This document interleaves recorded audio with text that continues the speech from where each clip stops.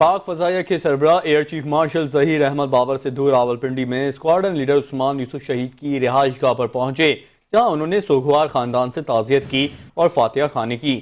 پاک فوج کے شعبہ تعلقات عامہ کی جانب سے جاری کردہ بیان کے مطابق ایئر چیف نے اسکواڈرن لیڈر عثمان یوسف شہید کو زبردست خراج تحسین پیش کیا۔ ISPR کے مطابق پاک فضائیہ کے سربراہ نے بھارت کے خلاف معرکہ حق میں شہید ہونے والے افسر کے اہل خانہ کو یقین دلایا کہ ہمارے شہداء کی خدمات اور قربانیاں ہمیشہ قوم کی یادوں میں نقش رہیں گی۔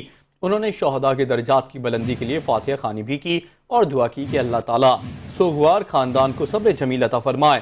بعد ازاں air chief marshal Zaheer Ahmed Babar Sidhu نے کمبائنڈ ملٹری اسپتال راولپنڈی کا دورہ کیا، جہاں انہوں نے پاک فضائیہ اور پاک فوج کے زخمی اہلکاروں سمیت زخمی ہونے والے شہریوں سے بھی ملاقات کی۔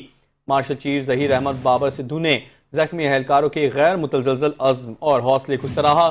پاک فضائیہ کے سربراہ نے کہا کہ پاک فضائیہ ہر قیمت پر فضائی سرحدوں کا دفاع کے لیے تیار ہے۔